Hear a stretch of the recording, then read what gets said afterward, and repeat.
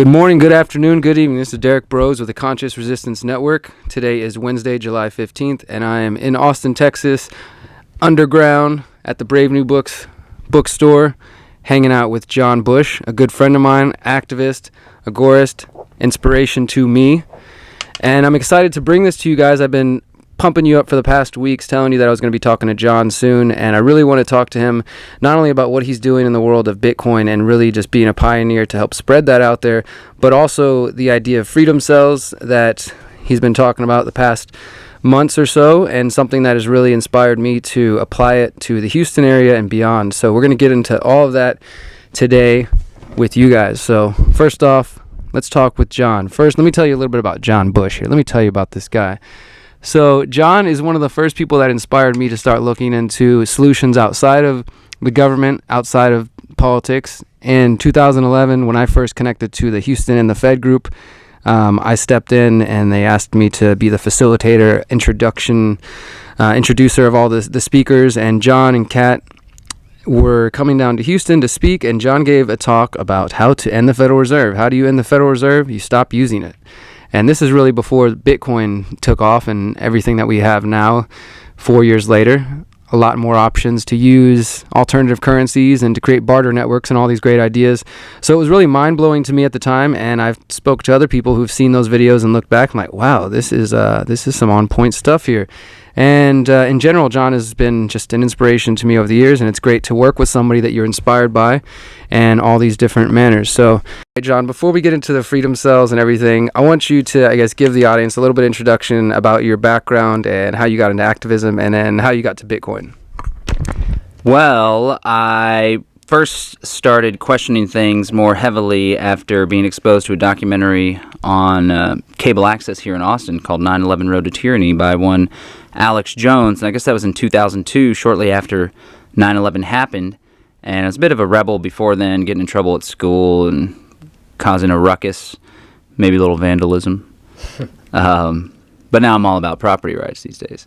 And that really just kind of opened my eyes to see that documentary and question what really happened on 9/11. And from there, started doing more research about global governance and the Council on Foreign Relations, Trilateral Commission, Skull and Bones, all that good stuff. And then when I was going to college, I started learning about the Constitution and had a reverence for the Founding Fathers. Now I think they're like 1%ers that wanted to maintain their little position of privilege.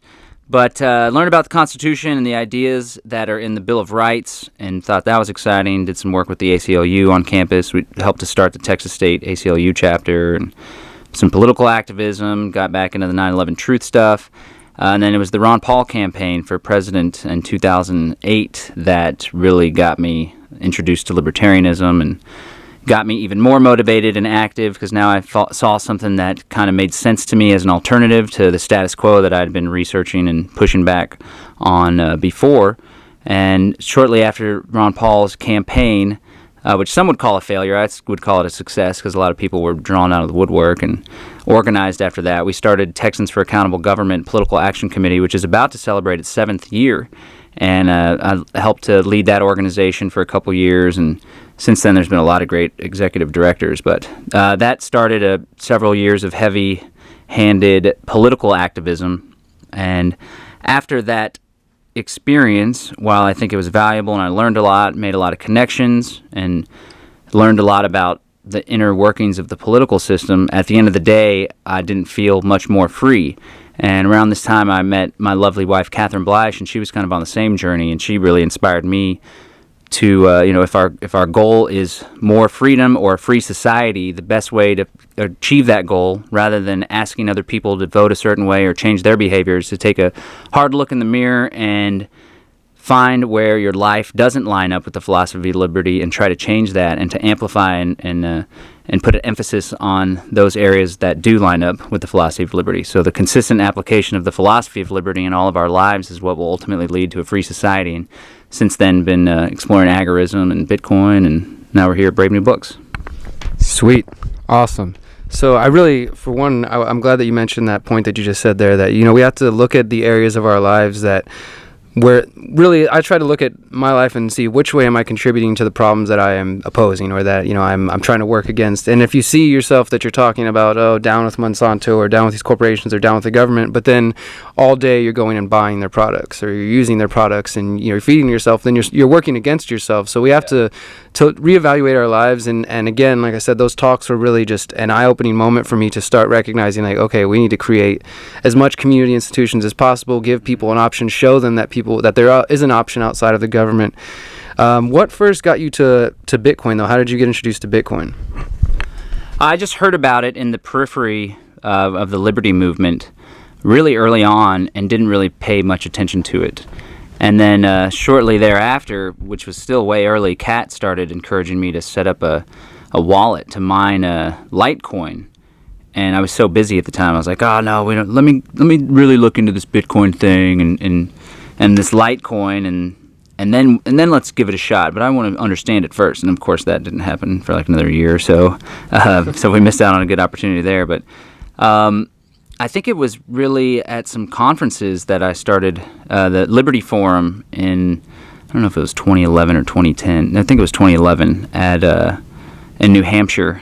That was an event that the Free State Project put on, and there was a whole crew of Bitcoiners, maybe in 2012 actually, that were there, like Roger Ver, Eric Voorhees, and several others. And it was just kind of like the Bitcoin wrecking crew coming through. They were all successful and had done all sorts of cool entrepreneurial stuff with Bitcoin, and they were there exposing everyone. And that's where Jeffrey Tucker credits him turning into a Bitcoin fanatic. Before, he just thought it was a cool idea, innovative, cool market solution for money, but he was more of an Austrian economist and kind of had some reservations. And they took him out to lunch, and he became obsessed.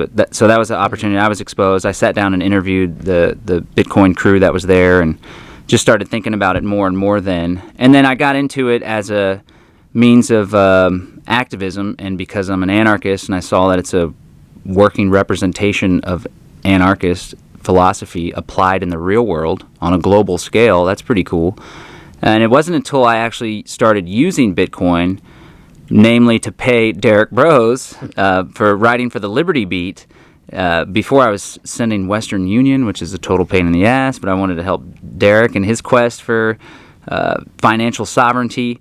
But I was paying 7% and having to drive to HEB, and I was like, wait a second, I'm all into Bitcoin. Why don't I just use Bitcoin to send to Derrick? So Derrick set up a wallet, and long story short, that using it was just so easy and seamless and amazing. And now that I actually had a sense of the true utility of Bitcoin, it really sucked me in, and I saw the value not only to help undermine the banks and government as a whole, but also the value to just make your life better and easier and cheaper.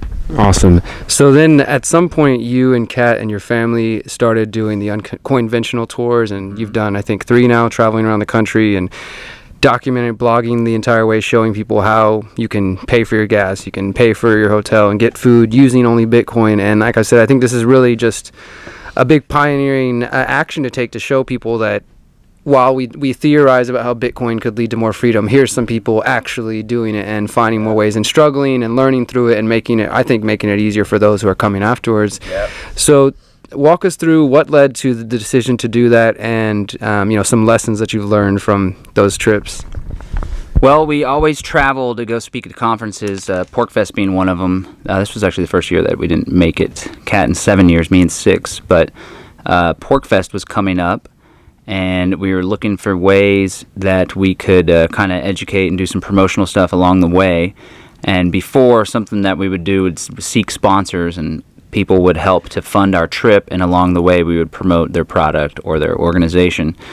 And so we were thinking, both of us were really into Bitcoin. It was actually 2013. I think it was 2013 New Year's.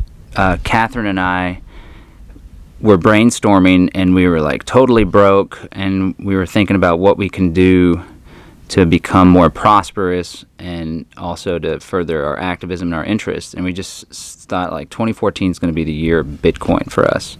We're just going to go balls to the wall. We formulated the Sovereign BTC podcast. She came up with the BitMom all in one night, and we bought like a half a dozen URLs, only used a few of them. But one of them was unconventional. And we thought, we got these trips coming up. Maybe we should just try to do it all on Bitcoin. and we can reach out to sponsors that can help us along the way, and we can help promote their products. Like Airbit's wallet was absolutely phenomenal along the way because it has a business directory. So you pull into a new city, and you could search on the Airbit's wallet where some restaurants are that you can go eat. And yeah, so we figured, why the hell not? We're already going to be traveling. Why not try Bitcoin along the way? And we saw that there was a big need, and each trip got easier. There were new tools. The first one was up to New Hampshire and back using only Bitcoin in our minivan with our kids, and it was more difficult because there was a lack of tools and technology, and there were fewer restaurants to stop around and eat at. And then the second one, we drove out to California and back to participate in the Libertopia conference, and on that trip was when we had the Airbit's wallet, and it totally changed the game. And then the third trip, we flew out to New Hampshire on a ticket bought with Bitcoin through Cheap Air, one of our sponsors, and we drove the Bitcoin bus back. And by then, we had used a tool called WageCan, which is a debit card that you can load with Bitcoin and then use anywhere that a MasterCard's accepted. So that enabled us to basically fill in the gaps that existed in the Bitcoin ecosystem. So from the onset, our goal was to have fun, to travel with our family, and while doing that, to educate people about Bitcoin, but also put the Bitcoin ecosystem to the test in the realm of travel and leisure and food and entertainment services, and see what tools are needed in order for that to be more seamless for those who might want to travel on Bitcoin or use Bitcoin and not get stranded. So Kat and I were willing to have the ups and downs and the highs and lows, so hopefully people that are new to Bitcoin don't have any major problems in the future and end up being turned off of Bitcoin. And I think that we were able to uncover a lot and work with a lot of cool businesses and stuff. Do you think after those trips that, like for your next trip, do you feel like now there's like the atmosphere is more favorable towards Bitcoin? Like you've got WageCan and all these different tools. Is it seamless now? No, it's still not seamless. You can travel with Cheap Air. You can book your hotels with Cheap Air, and you could do flights. So that cuts off a huge chunk. If you get yourself a WageCan debit card, you can pay for gas with that debit card. There was a service before on our first trip that we used called Coin Fueled. They were in beta mode, and I don't think they ever got out of beta mode because they're not around anymore. But there's still a need for that service. But no, it's not totally seamless. The existing institutions still have some kinks to work out. Like we got stranded without a hotel until like 3 a.m. on the trip up to New Hampshire the first time because Coinbase, which services Expedia.com that also accepts Bitcoin, their server was down at a time when we were trying to wait. We were waiting the last minute to book our hotel, and we weren't able to get it, but we had sent them the money and we hadn't re-upped on some of our Bitcoin. So it was a pretty bad experience, but we were able to work with Expedia and talk to them, and one of their executives called us a couple days later because Kat penned an article for Bitcoin Magazine about our nightmarish experience using Expedia with Bitcoin. And some people were like, you shouldn't say that, it makes Bitcoin look bad, you know. But it's like creative destruction. We were being the test cases so Expedia could clean up their system a little bit. But yeah, I think there's still a lot of work that needs to be done, and there's still a lot more businesses that ought to accept Bitcoin. Like taxi services makes it difficult. So I don't know if there's like a national taxi chain, maybe like Checker Cab or Yellow Cab. If someone were to encourage them to take Bitcoin, or if Gift or eGifter were to have some sort of taxi gift cards they could sell, that would be a big one. But the more people that do it and talk about it, the more seamless it becomes. But it's definitely trending towards greater adoption and easier tools to help you along the way. So you mentioned that you sort of hesitated at the beginning with getting into Litecoin and just really looking into cryptocurrencies in general. So for a lot of people, especially in my experience, like you said, you started paying me with for the Liberty Beat with Bitcoin, and since then I've bought plane tickets and traveled and done other things and got a better understanding of it as far as application, but still on some level have difficulty explaining the blockchain technology to people. And I know that there are some who they don't want to use the product until they can completely understand the ins and outs of it, and sometimes Bitcoin escapes easy explanation for a lot of people, so because of that they're weary of it and they stay away from it because they don't fully understand it. What's happened to me. What advice would you have to those people though, as far as, you know, resources on getting to know Bitcoin better, or just as far as, should they wait? Should they just dive in and start using it because it's worth it for what it is, whether or not you understand it? I like to refer people to weusecoins.com, which is a pretty slick website that has some nice, simple, short, and sweet YouTube videos. And they have some on how the inner mechanics of Bitcoin work. I mean, at the end of the day, you don't necessarily have to understand the inner mechanics. Like, people use dollars and Visa cards every day, and they don't know exactly what happens on the back end of those transactions. It's probably more complicated than what happens with the blockchain. But the best thing you could do is just dive right in, because you have nothing to lose. It's free to set up a wallet. You could pull out your smartphone right now and search for Airbits with a Z on an iPhone or Android and download a wallet completely free of charge. You can generate unlimited Bitcoin accounts and addresses within that wallet. And for people that are encouraging Bitcoin adoption, and for Bitcoin activists, one of the best things that you could do with your friends is to walk them through setting up the wallet. Make sure they always write down their password in an extra place. And then give them like $1 worth of Bitcoin. That's pretty cool. It just went up 35% this past month. So if somebody has $1 worth of Bitcoin and they see that now all of a sudden their dollar's worth like $1.35, right? That's pretty cool and exciting. And I think that once they can use that Bitcoin, that's really when you see the utility and the magic of Bitcoin. It's not until you use it. So there's a lot of people that are holding on to it as an investment. I would strongly encourage them to start using it to help grow the value, utility, and the Bitcoin ecosystem, and to reward those that are early adopters and merchants that are accepting Bitcoin well ahead of the curve. But there's really no reason to be standoffish. I don't think there's a grand conspiracy or that it's a negative tool. It certainly can be used for unethical ends, but so can every other currency.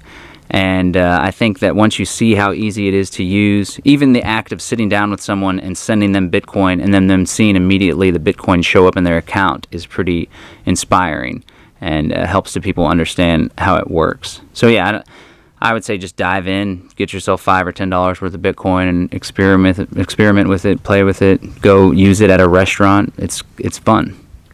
Awesome. So let's switch gears here for a few minutes. Now, we talked about Bitcoin, and that's obviously a big part of that is economic freedom. And, in my understanding, and really my strategy, is we have to understand the mechanics of the political system that we're opposing in order to build something better, so we don't make the same mistakes. And also we understand the failures and the control behind the current economic system and ways out of that, such as Bitcoin and others. Mm-hmm. But the more I've heard you talk about freedom cells, to me, I feel like that is going to be a valuable component towards organizing on community level, and really with any type of project. I definitely have some specific ideas that I think it could be applied, but I just want to get more into that and hear your take on how you were first introduced to this idea of octalogs or freedom cells, and what exactly is this idea?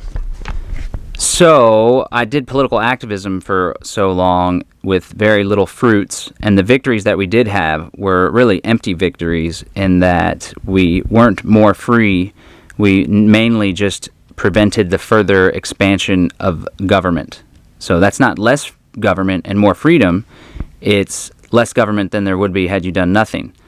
And that kind of seemed like it was full of fail for me, especially since it forces you, if you're a political activist, it dictates your destiny. In essence, if you spend so much of your free time doing political activism, and that political activism is driven by that which you oppose, then your opponent is dictating your path. And like you see SOPA, everyone's like, oh man, we got to change our Facebook profile, we're going to call our congressman. It's like, yeah, SOPA's defeated. And then it's like, oh shit, now we got to battle CISPA. It's like, oh man, I better send some money to this organization and call this dude and write this article. It's like, man. And then at the end of the day, the Constitution is irrelevant. It gets violated. The laws don't matter. The political class doesn't follow them. And if they break them, often they have sovereign immunity. So at the end of the day, just like, it's not legal for the NSA to view your emails, but they do it anyway. It doesn't matter. It matters on the surface, and it helps to inform public opinion of things. But we all have limited time and energy, so I chose to expend my energy in the most effective and efficient way possible. And I started exploring solutions and answers to the question of, if we accept the fact that there's a tyrannical, despotic super government that has all these corporate fascist arms and tentacles, and they're doing all sorts of evil, nasty stuff, and they're not going to voluntarily give up their power. And if we accept the fact that politics often is futile, what do we do to find freedom in our life, or if not in our life, hopefully in the next few generations down the line? What can we do now to shield ourselves from this tyranny, and better yet, to build alternatives that can take its place once it crumbles of its own accord, most likely? What kind of institutions can we build that will give us not only freedom, because anybody could stop renewing their driver's license, don't pay their taxes, don't show up when you get a ticket to your summons, and you're free to do that. Most instances of tyranny are voluntarily entered into. I try to not involve myself with any government institution until I've been threatened with violence or coercion. And then I'm like, all right, fine, I'll go to your damn courtroom, but it's going to be fun. So in most instances, it's totally voluntary, and people make the choice because they're afraid, which is totally understandable. I'm afraid. So what can we do to not only make that choice, to opt out of tyrannical institutions that we find unethical or that don't have any value to us? What can we do to not only have freedom but also have peace and peace of mind, not always looking at behind our shoulder because we don't have registration on our school bus, or our inspection sticker and registration are expired on the car, or whatever.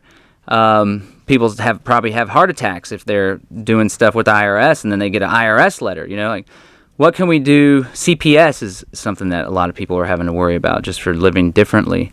So what can we do to not only have the freedom but also have peace? And I came to the conclusion that there's strength in numbers. And if we can have a critical mass of people that are willing to stand up for one another and stand together in defense of themselves from private criminals and public criminals alike, perhaps when we have a sufficient number of people willing to do that, we can effectively assert our sovereignty and make it clear that we no longer wish to participate in those institutions we find unethical, and we're going to keep to ourselves. And you're going to respect that, because if you don't, we're going to make it difficult for you. And then you kind of just have to step in the shoes of the bureaucrats and politicians and the enforcers, and what can we do in order to make it the cost-benefit analysis fall on the end of leaving us alone? That doesn't necessarily have to involve violence. I would rather it involve creative means of peaceful non-compliance and civil disobedience, and at the end of the day, just people rallying behind one another, whether it's human chains or camping out in front of the jail or just making it a living hell for the man to mess with your people. I think if we start exploring these types of ideas and what types of technologies and tools and institutions can we utilize in order to make this more achievable. Bitcoin's a perfect tool for encrypted communication, for keeping records and accounts of property, and for exchanging value. What a wonderful tool. Owning a firearm's a wonderful tool towards this end, in defense of yourself and your family and your community, knowing how to use it safely and proficiently. Growing your own food and opting out of centralized food grids, doing naturopath and not relying on the Western medical industrial complex. All of these things can make it more likely that you, your family, and your community will be able to thrive in a stateless social organization. And so at the base of that is what I call the freedom cell, what Bob Podolsky calls the octalog, what Stuart Rhodes pushed people to form small county groups that were decentralized and numbering in a small number. It's an idea that's been mentioned before. The left anarchists call them affinity groups that have a single purpose. I call them freedom cells, and it's basically a small group of people committed to mutual aid and mutual defense. So what is I know that there's some research behind the numbers with freedom cells, because it's 8 to 10 to 12 people is kind of ideal in that range. And where does the research come from that, and what are the benefits of having that amount of people? So I was starting to think about this idea of organizing small groups that then organize into larger groups that then organize into larger groups. And it doesn't have to be hierarchical. It can be completely horizontal. There can just be compacts amongst the groups. and they can utilize strength in numbers. And I was thinking about these ideas, and then I went to this conference called Agorafest in Minnesota, and this guy named Nick Ludwig was into small groups, and they had like Ron Paul meetups that they would split into 2 meetups. When they reached like 10 or 15 people or 20 people, they would split them into 2. And then I came back from that trip and heard Stuart Rhodes was organizing these local response teams, and I was like, man, I keep hearing this idea. I need to do something with it. And then I went to Libertopia in California and was exposed to Bob Podolsky, and he's somebody that's really taken this idea of small groups as an alternative to hierarchical governments and social institutions, really taking it seriously. And him and this other older gentleman who's passed since, his name is John David Garcia, they did research for decades to explore the optimal, most effective, most creative types of organization, and they found in their research that small groups of 8 would allow for the most efficiency and creativity. And anytime you go above 8 or below 8, whether it's 7 or 9, you start to lose a little bit of creativity, but very nominal. But when you have 6 people, or when you have 10 or 12 or 15 people, it starts to be more significant, less creativity, more difficulty in furthering a common goal. And so he likes this number 8. I just said 8 to 12 because whatever. I mean, it could be whatever. The number is irrelevant as long as it's happening. But I've found that once you reach a certain number of people, it's harder to have a personal connection. It's harder to keep people in check when they get unruly because they kind of blend in with the other unruly a-holes. But I think the idea of these small groups, it can be effective because people are more personal and everyone can be more involved with one another, as involved as the individual would prefer. And you can have contracts and agreements and stuff like that. But really, Bob Podolsky, who wrote this book, Flourish, Alternatives to Hierarchical Government, something like that, he lays out all the research, and then before him, John David Garcia breaks it down into a science. And they found that the number 8 is optimal, and also an equal ratio of men and women. Nice. Which is hard in the liberty movement sometimes.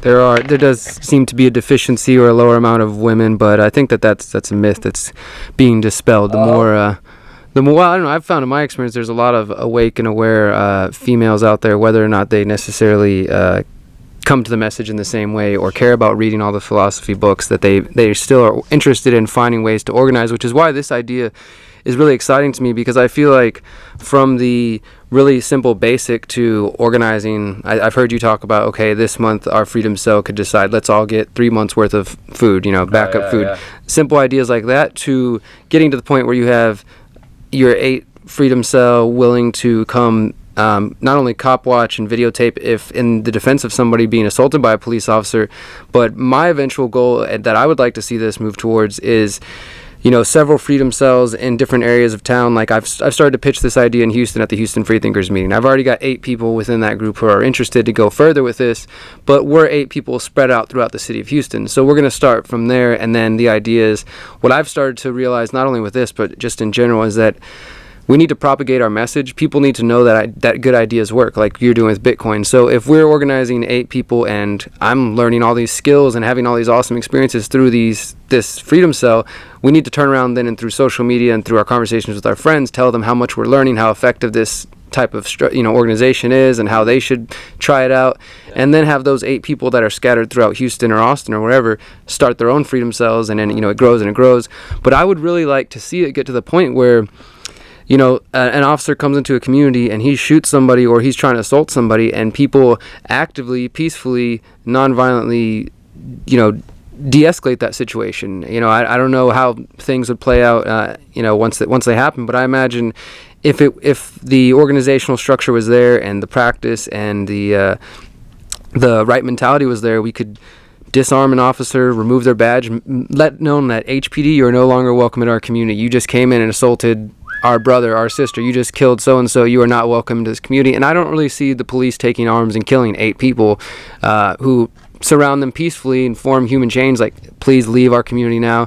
And who knows what those situations will play out. Like this is sort of, I think a little bit further down the lines. And in the New Libertarian Manifesto, Konkin talks about these various stages of, that we're going from statism to freedom. And I feel like that's probably further down the line as freedom cells grow. Right now, it's a really interesting, intriguing idea to me because it just seems like a positive way to, I mean, we've been pitching the idea like this. Within the 8 people, okay, this month we're all going to learn as much as we can about aquaponics. And maybe you two take this specific angle, you two take this specific angle, and we all come back and we teach each other, you know, and just different things like that. Finding ways that within that 8-person structure to make decisions that are non-hierarchical and can lead to more freedom, and I think just make learning and interacting more of an enjoyable experience. But how do you see this evolving, or these type of ideas? Like, do you think that people will gravitate? Because, you know, it seems like most people are thinking we have global problems, we have to think globally. You know, when I talk to people about small communities, sometimes they're skeptical. They're like, you know, you're only thinking on this small scale level, but what about all these bigger problems and institutions? But ultimately, I think that, you know, once we start on the local level, both internal within ourselves and within our communities, we can move towards, okay, we can still have a global world that is localized. But what are your thoughts on where freedom cells could go? Yeah, if you just lead by example, it permeates outward. But our first goals with our freedom cell that we had, which crumbled due to, I guess, a lack of communication at the end of the day, which is cool because Bob Podolsky's octalog concept, which is like dialogue, except there's 8 communicating with one another. He does this thing called soul bonding, where it's like self-reflection and there's some psychology involved. And I think that could have likely prevented a lot of discord that we experienced within our freedom cell, because members would have felt more comfortable communicating with one another. But our first set of goals there were 4 goals that we were all going to try to attain within 3 months, and that was to have 3 months of food stored, each member of the group, and everyone could gather their resources and get discount and buy bulk. It was to make sure every single person in the group had a firearm and knew how to use it safely and proficiently, to make sure everyone had an encrypted and off-the-grid means of communicating with one another, and then finally to make sure everyone had a bug-out plan, whether it was a collective place to go or whether it was separate. Everyone just had it and was able to work together to get there. And we started to achieve the goal slowly but surely, but then we had some problems. But I do think that it's important to hold our ultimate goal as something to be achieved and to talk about it. And even though the act of resistance when an officer comes into your community seems like a distant idea that we should contemplate, like we should talk about it, we should train for it, we should hold that up as something to achieve, to attain, to strive for. I think Rothbard said something like, if we don't ever hold our ultimate goal above us, how can we ever hope to achieve it? Because a lot of people are like, well, it's a baby steps with political activism. We're slowly working our way there. But it's like, well, we need to talk about where we need to get to. And in fact, better yet, let's go ahead and get there now. So I saw your post recently on Facebook about we should reach a position where we can disarm the police and we can take their badge off and run them out of our community. And I liked it. I think literally. And and I always am so elated when I see videos of just that happening. However, it usually plays out. Except there was one with a angry black mother in New York that managed to peacefully, she pulled away, but I wouldn't call that violence, save her young daughter from being harassed by this cop and taken away. But there's other ones, like there was one in Florida recently and another one during some of the Black Lives Matter protests where somebody's getting arrested and somebody just ran up and kicked the cop, knocked him over. And of course the cops have numbers, which is why it's important that there's strength in numbers. So if this plays out, if they can get to their radio, surely they're going to radio people in that are going to come guns a-blazing. But at the end of the day, there's something written in the New Hampshire Bill of Rights, and it says the doctrine of, the doctrine of compliance is slavish and should be avoided, something along those lines. And you got to think about it, like put yourself in that position, and you don't have to verbalize it, but think about the scenario playing out where there was a video that I saw in California where a cop drowned a guy. They had him on the floor, handcuffed behind his back. He asked for water, and the cop got a water hose and poured it on his face to the point where he drowned. So, think about that situation. Are you going to sit there and watch it with the video camera? or are you going to possibly save somebody's life at the risk of losing your own? And when you're in an individual scenario, it's much more of a difficult question when you're alone, or when when you are unsure if anyone else is going to jump in and help you. Because at the end of the day, you try to stop a cop from harming a peaceful person, and you better be stronger than him, you better be quick, you better hope that he doesn't pull his firearm or his taser out, and you better hope that his buddies come. But imagine if you had a predetermined understanding with a group of 8 people, or with 8 groups of 8 people, that most of them, a good chunk of them, are present at a protest, and you knew that all 8 of those people are going to get your back, and they're going to stop the injustice too, because you guys talked about it, and you've been talking about it, and you've been planning for it, and you've been training and doing peaceful noncompliance. And all 8 of you look at each other and immediately swarm, disarm the officer, take his badge away. Maybe you even call the police and are like, hey, you have a rogue officer here, you need to come pick him up, we're peaceful people. Imagine how different that would be.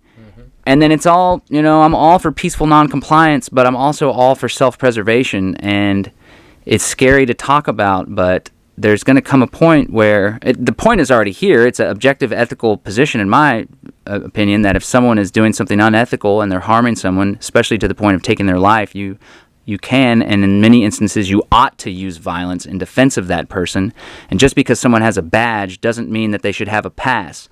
But in practical, that's the way things ought to be. That's not the way things are, because in practical circumstances, as I said before, we should learn to defend ourselves from private and public criminals alike, but there's a big difference between defending yourself from public and private criminals, and the difference is when you defend yourself from a private criminal, you're held up as a hero, and nobody thinks much of it, but when you defend yourself from a public criminal, whether it's a law enforcement officer or a bureaucrat, you often end up dead or a felon, and in many instances, the propaganda machine and the media are able to paint you as the bad guy and the extremist.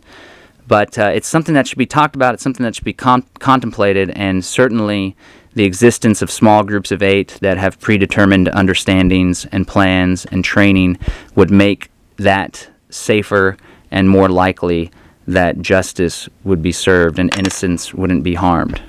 Absolutely. The video you're talking about with the angry black woman, and that's actually why I made that Facebook post, because I'd seen a number of those, and this is a situation as I've played it over in my head over and over, that it's not about trying to be macho or be the hero, but I just imagine seeing somebody murdered right in front of me or beaten. I can't stand there and keep filming, you know what I mean? But I don't want to just be the guy that rushes and gets shot, but that's what would happen. Unless, as you were just saying, we had some type of organization, some type of practice, and you knew whatever your plan may be. And I think the time is here that this is definitely a worthy conversation. So that's kind of sort of one of the ways that I think freedom cells could be applied. But obviously there's so many other applications, as you mentioned, from everybody getting on the same page with encryption, with food, with bug out bags, with just preparation in general for all type of emergency situations.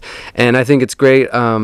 You mentioned I think you said soul bonding, or just that type of aspect that is really going to bring our community closer together, because obviously my particular message along with the anarchist ideals is about looking within ourselves. And if we have 8 people, my goal would be that each of those 8 people is also doing their own personal work. As much as they're willing to do comfortably with everybody in that circle, we open up to each other. We really form tight-knit bonds so that you do feel inclined to help these other individuals out and want to help them out, and can actually get that structure put in place. So I'm excited to really just to see what I can do to help propagate those ideas in Houston and other areas.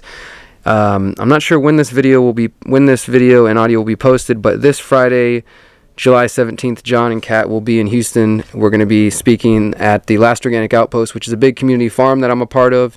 And we're going to be talking about peaceful parenting, Bitcoin, freedom cells, lots of interesting ideas. So if you're around, if you happen to check it out, do so. If not, I'm sure there'll be a video afterwards. Before we go, John, I want to give you a second to plug all of the various projects that you're involved in, whatever is most close to your heart right now, and anything else you got to say. Well, my wife and I just took over Brave New Books, bravenewbookstore.com, 1904 Guadalupe Street. Give us a call at 512-480-2503. Or come down and see us weekdays and weekends from 12 to 9 p.m. in Austin, Texas. So that's really occupying a significant portion of our time, and people that are in Central Texas should come visit us and check it out, and check out the great events at bravenewbookstore.com. We're going to be launching an online store soon as well. And I'm doing my podcast, Sovereign BTC. You can find it on letstalkbitcoin.com, Let's Talk Bitcoin Network. And we actually just started doing a variety show. We did one week a couple weeks ago, and we're going to do it again this Sunday live at Brave New Books from 6 to 8. And there's going to be musical acts and comedy and poetry and news and freedom and all sorts of good things. All things that are good. So come on down and visit us at Brave New Books. And if you haven't yet, get yourself some Bitcoin. Awesome. Thank you for joining us today, John. And thank you guys for checking out this video or audio, whatever you're tuned in on. Be sure to follow our work on the Conscious Resistance Network on Facebook. Follow us on Twitter at TheConsciousRN. Of course, you can follow me on Twitter at DBrosLiveFree. At DBrosLiveFree! And subscribe to YouTube, Twitter, all that good stuff. And if you'd like exclusive content, subscribe to the Patreon account, patreon.com/Derrick Broze. You get interviews like this, and all the videos that I do, I put them out a couple days ahead of time for those who want to support for as little as $1 a month, and that is much appreciated. Thank you guys for listening. Until next time, if you can hear this, you are the resistance. Peace.